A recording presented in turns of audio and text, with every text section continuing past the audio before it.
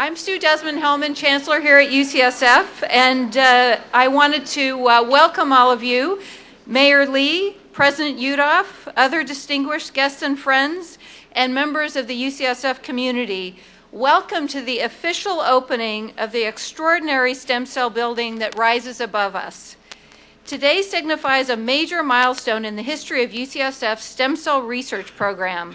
It's also a great day for the citizens of California whose support of Proposition 71 in 2004 helped make this moment possible for the field of stem cell research and, more importantly, for the human race. I want to extend a special welcome to Robert Klein, the chairman of the California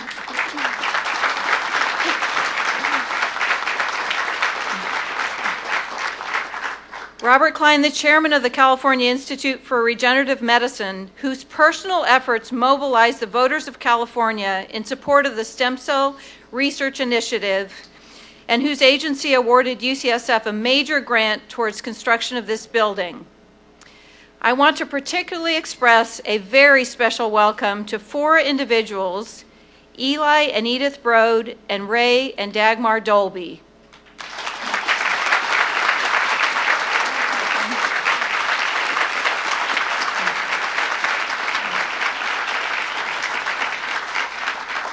The vision and generosity of the Brodes and the Dolbys in support of this building and stem cell research throughout California have been a remarkable contribution to the field. All of us at UCSF and beyond, thank you. When I came to UCSF just under 2 years ago, progress on the building wasn't all that evident. Some 200 construction workers had to spend a full year preparing the steep hillside and laying the foundation. Working on what was in some areas 60-degree slope. So take a look behind you. That's amazing. They drilled concrete pillars 60 to 90 feet into the bedrock and added compression and tension isolators, a patentable engineering feat to absorb the shock of seismic activity. That's earthquakes for it.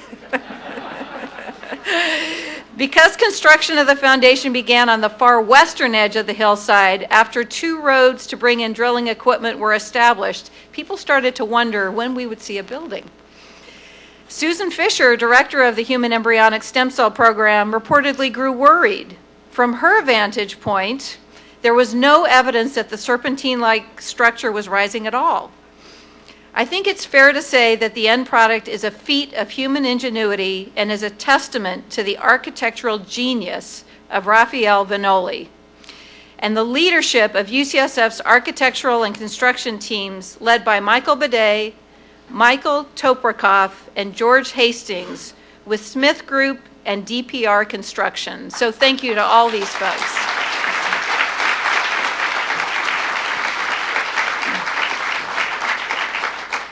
In 1981, UCSF's Gail Martin co-discovered cells in mouse embryos that were capable of giving rise to all the tissues in the body. She named them embryonic stem cells.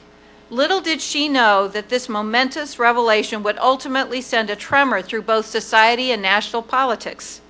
Just under 2 decades later, when UCSF's Roger Peterson and University of Wisconsin's James Thompson began exploring human embryonic stem cell research, the political climate had changed, but this did not stop their work.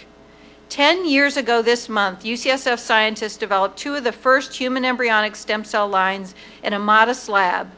To look up now and see an entire building dedicated to stem cell research and created with state and private funds is truly gratifying. It is also very gratifying to have our program led by Arnold Krickstein. As a neurologist, Dr. Krickstein has spent much of his career treating patients with devastating disease, from childhood developmental disorders like cerebral palsy to Parkinson's, stroke, Alzheimer's disease, Lou Gehrig's disease, and brain cancer. He is also a world-renowned brain stem cell scientist exploring, with a number of UCSF colleagues, a novel approach for using stem cells to treat epilepsy, Parkinson's, and some of the consequences of brain and spinal cord injury. And in his role as director of the center, he has built one of the strongest programs in the nation, recruiting some of the premier stem cell scientists to our campus. This afternoon, Dr. Krickstein will be hosting an exceptional scientific symposium. It is fitting that Japanese scientist Shinya Yamanaka, who now holds an appointment here at the UCSF-affiliated Gladstone Institutes, will be the keynote speaker.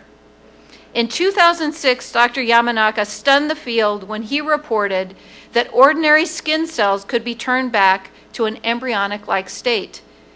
His discovery has given hope that someday these cells might be used in regenerative medicine and has given scientists a potential way to reprogram the skin cells of patients to see how their diseases develop. The excitement generated by Dr. Yamanaka's finding and all of our researchers' commitment to advancing the science is palpable. While the scientific foundation for the field is still being laid, UCSF scientists are beginning to move their work towards human clinical trials. A team of UCSF pediatric specialists and neurosurgeons are carrying out the nation's second stem cell clinical trial ever conducted in the brain, trying to treat a rare fatal disease that occurs in boys. And 4 teams of UCSF scientists, supported by grants from CIRM, are working to develop clinical trials to treat diabetes, brain tumors, epilepsy, and liver disease. So today is a day filled with promise and hope. We celebrate a feat in design and engineering, a building created to inspire a vital new field of exploration. It is the Ray and Dagmar Dolby Regeneration Medicine Building. And it is the headquarters of the Eli and Edith Broad Center of Regeneration Medicine and Stem Cell Research at UCSF, a program that extends across the university. I know all of you join me in looking forward to watching the progress that emerges from this building and beyond in the years to come. And on behalf of all my colleagues at UCSF, I thank all of you for being here and helping us celebrate today the beginning of something really special. With this, I'm going to turn over the program to Dr. Sam Hawgood, a distinguished pediatric neonatologist, a scientist himself who dedicated years to studying respiratory disease in newborns, and the Dean of UCSF's School of Medicine. Dean Hawgood.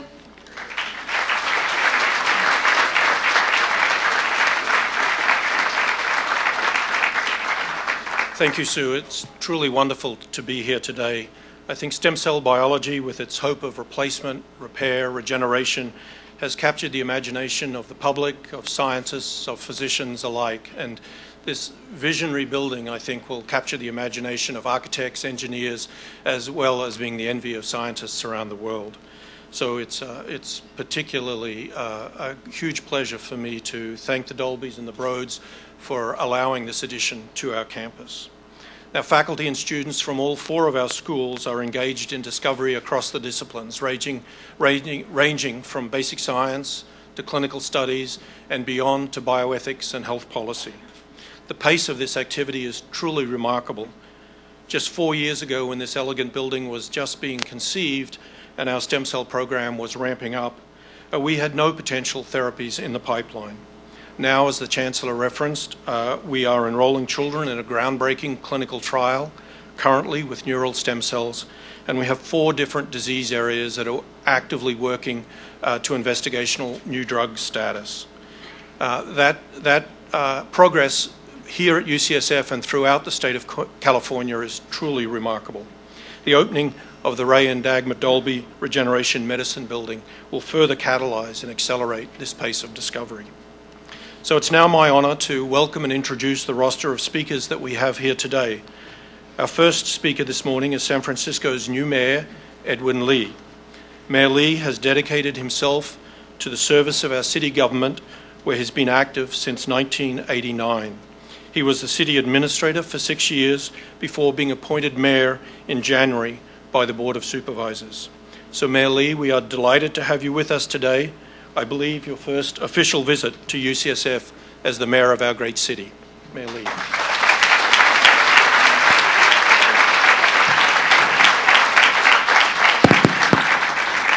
Thank you, Sam. Well, let me begin by thanking, on behalf of all San Franciscans, and congratulating our UC President Udolph, Chancellor Desmond Hellman, Dr. Arnold Krickstein, and the entire UC San Francisco family on the opening of this amazing facility. It is a stunning testament to the inspiring and critical work that will go on within these walls.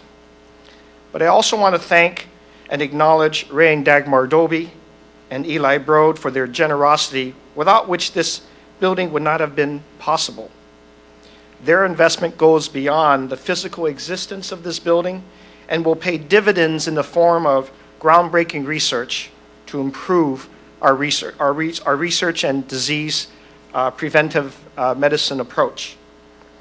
Of course, I want to thank Bob Klein and the California Institute of Regenerative Medicine for the significant investment in this facility, and also as a reminder that it was they, in 2005, that chose San Francisco for its headquarters, and is helping and making San Francisco the global center of stem cell research.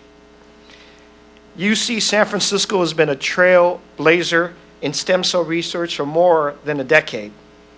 The opening of San Francisco's Ray and Dagmar Dolby Regenerative Medicine Building affirms San Francisco's place as a leading location for life science research and advanced regenerative medicine.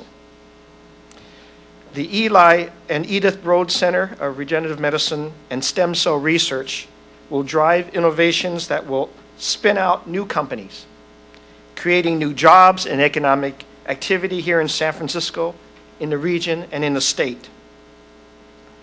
We've already seen the important role that UCSF has played in Mission Bay.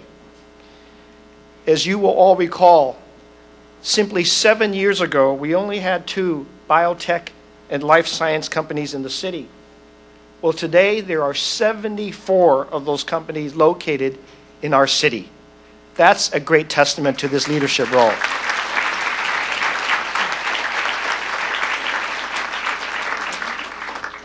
And what I want to say is this, that only a few years ago, when all of us were struggling with some very restrictive regulations that were imposed upon us and that did not allow science to really do its part, we lost a lot of valuable time in that period. And it is great to see that we've got a renewed interest, because in that lost time, there was a creation of a sense of urgency, especially when we're talking about disease prevention, when we're talking about the freedom to really innovate, to have cross-disciplines working together, as will happen in this new building. I am thrilled to celebrate this grand opening. I'm looking forward to the groundbreaking research and therapies that will revolutionize how we treat diseases.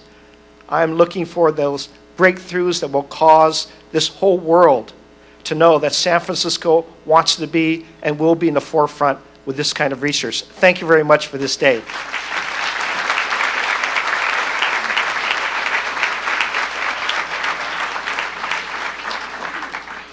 Thank you, Mayor Lee. Our next speaker is the President of the University of California, Mark Yudof.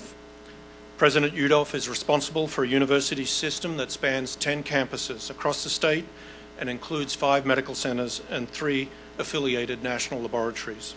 Since taking office in 2008, President Yudof has been a great champion for innovation in science and health, and we are very pleased that he's joining us here this morning.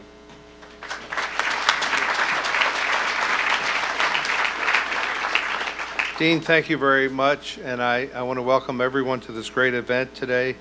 We have so many distinguished guests here, and it really is an honor to be here. As I look out through the roof of our tent here, it is absolutely stunning engineering and architectural achievement. I'm a lawyer. I'm not sure why it stays up, but it does.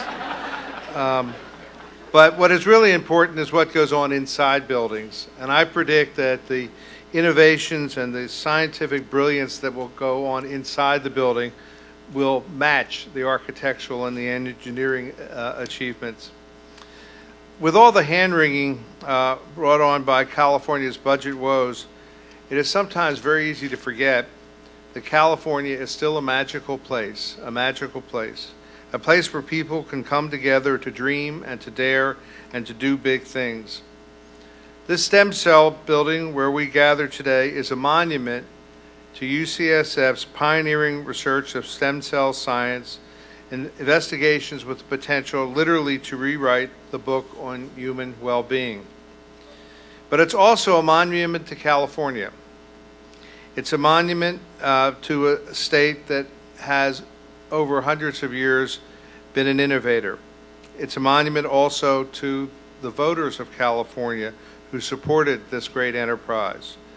And obviously it's a monument to the University of California that has played such a leading role, and to all of you who have supported in all sorts of ways the innovation on this great campus. Such potent collaborations as we see evidence here are landmark of our history. And if you want an example, I'd point to the founding of the University of California nearly 150 years ago. It began like this building with an outsized dream and a few Californians willing to give it a shot. And I would say with 10 campuses and 5 medical centers and all that this great public university system has achieved, that it's really turned out very, very well. In conclusion, I'd like to extend my sincere gratitude to Ray and Dagmar Dolby and Eli and Edith Broad. The legend on the state capitol says, "Bring me men to match my mountains. Bring me men to match my mountains." You certainly are those men, and before I get into trouble, Sue, and women. And although today we can't exactly know what the future is going to bring, we know it will bring innovative scientific pursuit, and it seems all but certain that many, many generations ahead will owe the Dolbys and the Broads a gift of gratitude. Thank you.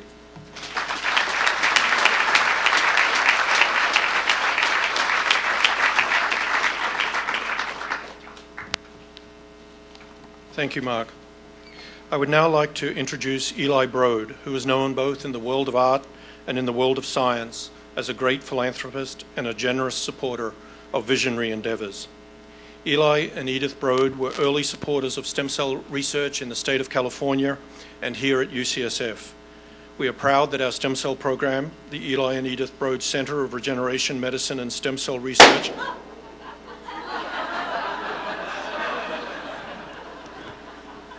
at UCSF recognizes their remarkable vision. Please welcome Eli Broad. Thank you.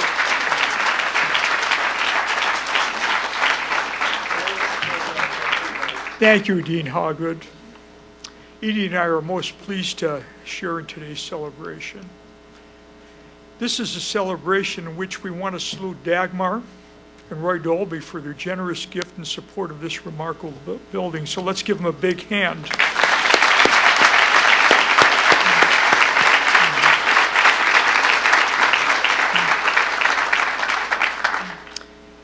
It really feels good to give, doesn't it? It was over 2 years ago that we announced our support to build UCSF Stem Cell Center. This is actually the third stem cell research center in California that we helped to build. The first two were at USC and UCLA. But when we met Dr. Arnold Krickstein and heard about his vision for the groundbreaking research at UCSF, and then we saw the plans for this architecturally unique building, we knew we wanted to help.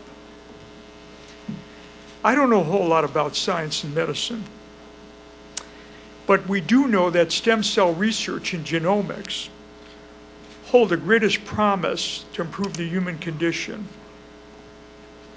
With regard to stem cell research, there's no question that California is a center of stem cell research in the world today. When the voters approved Proposition 71, they made a commitment that Californians would push the bounds of scientific research because it was the right thing to do. Since then, CIRM, under the visionary leadership of Bob Klein, has awarded almost $1.2 billion to some 55 different institutions. The result to date has been a publication of more than 650 discoveries, with many clinical trials underway. And UC San Francisco has been the third highest recipient of SHRM funds, attracting more than $112 million. So that tells you something remarkable is going on here. Researchers at UCSF have made advances to develop therapies for lots of areas, including Parkinson's, leukemia, neurological diseases, liver failure, and others. And it's also fair to commend Raphael Vignoli for doing what seemed impossible in designing and building this center. They, together with the university staff and others, built a structurally sound, functional headquarters for this stem cell center. And they made it a beautiful, inspiring backdrop for conducting science. We know it'll be a matter of time before the promise of stem cell research is fully realized. We can think of no greater gift to enable this work to advance, encouraging scientists and researchers to move forward with urgency. We think that's a pretty important calling, and Edie and I are pleased to be able to play a small role to make the work possible. I thank you very much.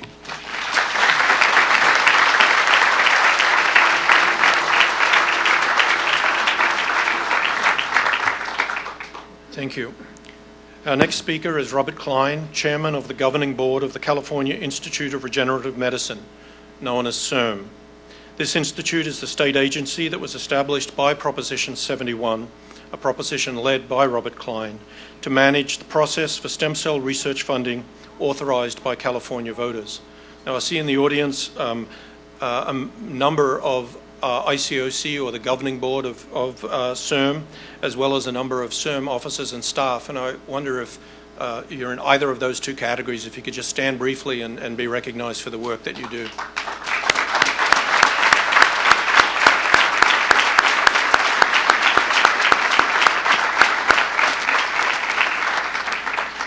Bob has been a visionary champion of innovative science and a truly remarkable leader of California's stem cell program, and we are very glad and honored to have him with us this morning. Bob.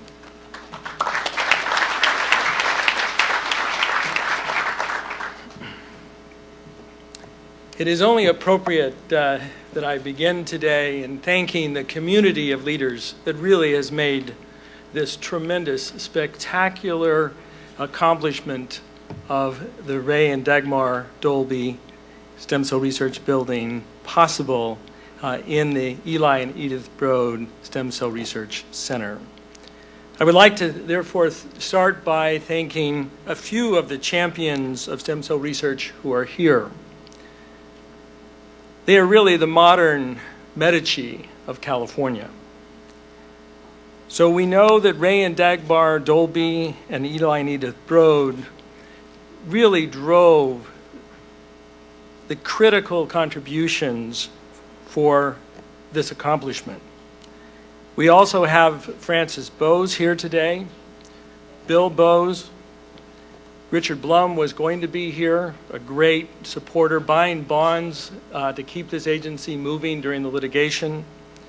The Robertson family, a community of champions that's extraordinary, for which this state, any state, in any time, should be extraordinarily proud. But we also are joined by that critical group of scientific and medical leaders. The former Chancellor, Dr. Michael Bishop, who endorsed this initiative early. The current Chancellor, Susan Desmond-Hellman, an inspired leader. The Vice Chancellor, Dr. Jeffrey Bluestone, who in fact pushed me into this field early.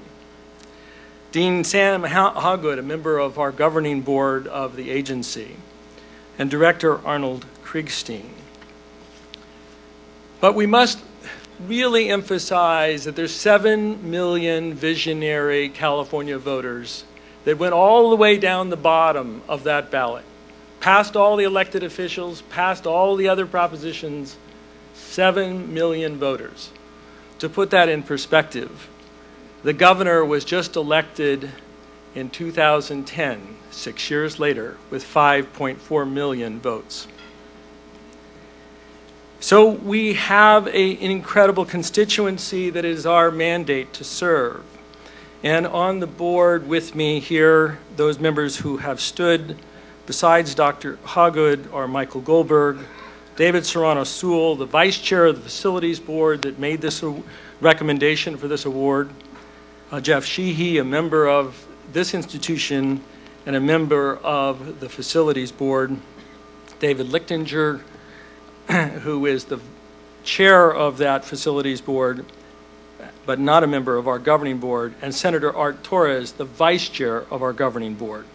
Tremendous leaders committing thousands of hours of dedicated time. But it was critical to have Richard Blum's support in getting through the UC system. It is critical today to have President Udall's support.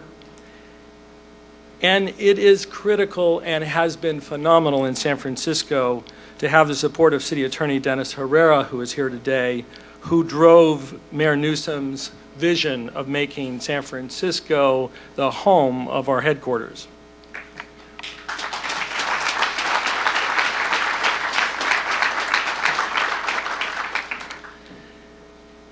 But as many of you know, UC San Francisco has a special significance for me because my son with juvenile diabetes, that form of the disease that destroys the islet cells in the pancreas and can lead to blindness, kidney loss, life ending with amputations, owes a remarkable debt to this institution. Back in those days in the mid-70s when no one thought recombinant DNA would ever lead to any human products. It was here, on a day like today, when the UC San Francisco scientists announced the antecedent critical discovery that led to artificial human insulin that keeps my son alive every day. So it is with special significance and a historical knowledge of the potential impact of the research done here that I remind you that your father may have heart disease and your daughter may win her fight with kidney disease. All of us here today, on behalf of our families, let us remember and celebrate this day. Let us mark this day as a day in history when the discoveries of this great institution and its scientists create a platform in this great building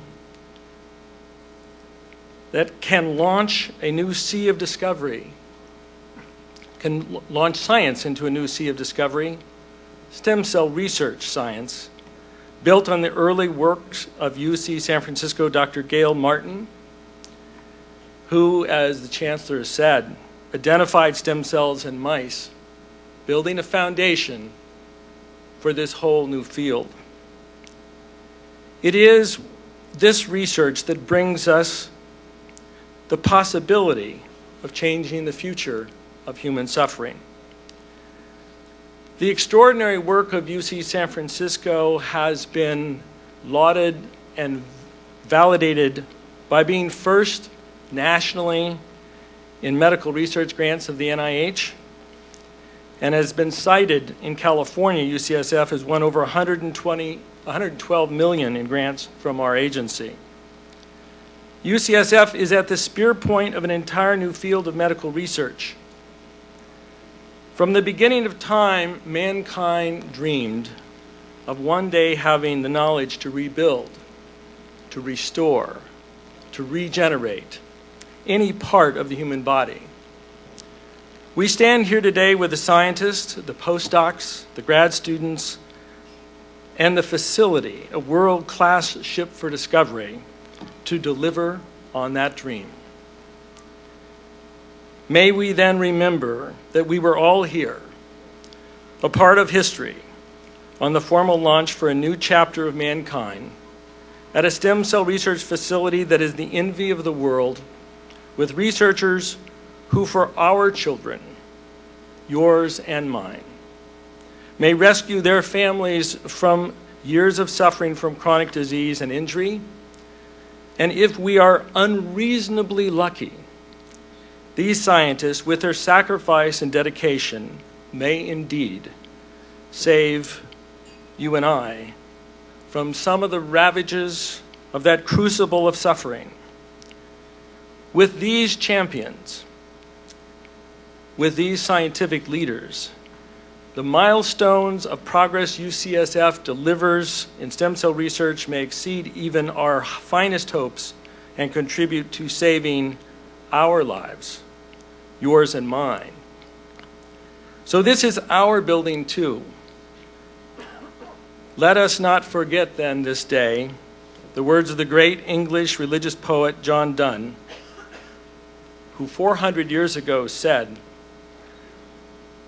"No man is an island apart from the main, for if a clod be washed away from Europe, Europe is the less.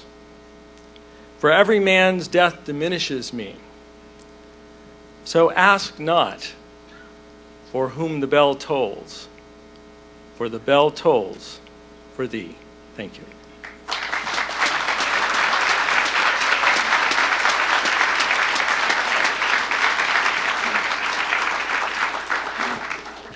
Thank you, Bob. I think you can all see how he convinced 7 million voters. So finally, let me introduce Dr. Arnold Krickstein. Arnold is the director of the Eli and Edith Broad Center of Regeneration Medicine and Stem Cell Research at UCSF. Under his visionary leadership, our scientists have been performing groundbreaking work in the field of regeneration medicine. With the help of this new building, I am confident we will make even greater steps towards the goal of new therapies and treatments for our patients. Arnold.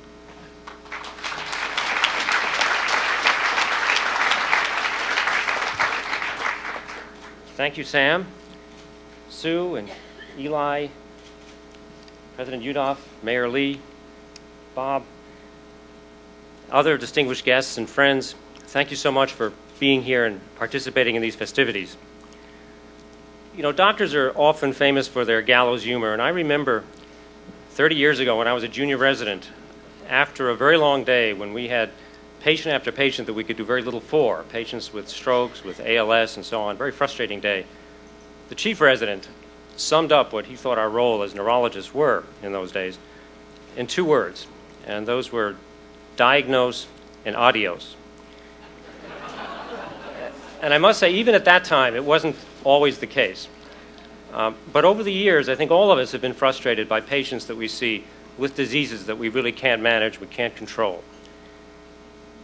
Now, 30 years later, there's a new science involving, as you all know, stem cell biology that has the potential to really transform the bleak prognosis that we suffered under for so many years for both the diseases I mentioned and many others. When I first came to UCSF about 6 years ago, I was asked for what my vision was, what the future of stem cell research would be in 5 or 10 years. And I remember trying to be bold. I talked about how we could understand cancer mechanisms, how we could perhaps unravel the self-renewal pathways in stem cells, how they differentiate, become specialized cells of one sort or another. Possibly there could be a clinical trial involving cells within a decade or so. And I was wrong. In half the time, we have come much further. Shinya Yamanaka, who's here in the audience, actually showed us how we can take skin cells and turn them into undifferentiated stem cells without the use of embryos. How we can use patient-specific stem cells to study diseases, to screen for drugs, to improve the safety of conventional therapies, and ultimately to achieve the goal I think we're all after, which is embodied in the term regenerative medicine, which is to restore and regenerate damaged or diseased organs.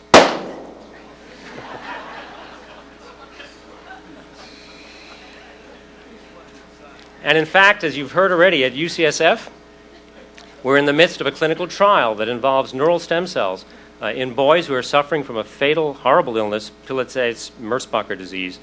And this may be a small step in the direction of treating other diseases like multiple sclerosis. So I won't make any more predictions. I'm not very good at that anymore. But it's clear that we're in the midst of a revolution that has at its heart nothing less than the goal of transforming our view of disease. Cancer cells, instead of killing them, we might be able to throw a molecular switch and make them behave better, become normal cells. We might be able to take injured and damaged tissues and trigger endogenous repair mechanisms. And then ultimately, we might be able to actually restore tissues with newly generated ones. And the completion of this magnificent building is a step in that direction. Visually, I think it embodies exactly what our program is doing. It's bold, it's innovative, it's risk-taking. And as you may know, we've all moved in about a month ago, and so we're all delighted to report that it's working as planned. People are interacting, collaborations have begun. The building is actually a perfect embodiment of the spirit of our program.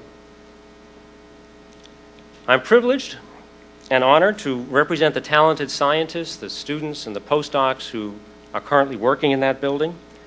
And on behalf of them, I'd like to thank Andy Grove and Bill and Francis Bowes, who sponsored and started this program even before there was a program at UCSF, and David and Paulette Kessler. David had the commitment that actually was responsible for bringing us where we are today. And I especially want to thank Ray and Dagmar Dolby and Eli and Edith Broad, Bob Klein, and the citizens of California for their support and for their trust. Thank all of you.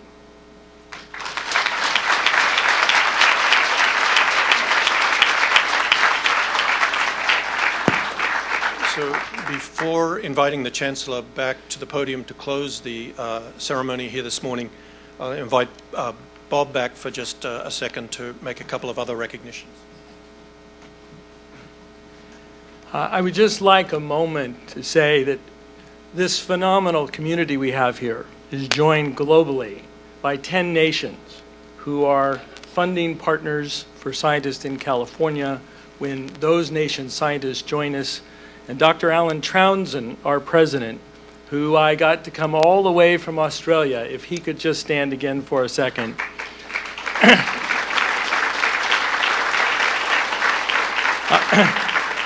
Has been a great leader in bringing us together to really have a global mission focused on the work done here that we're looking at today. And I'd also like to say that Senator Torres, who's our vice chair, it puts in enormous time every day in guiding the board on this mission, and if we could give him a special recognition.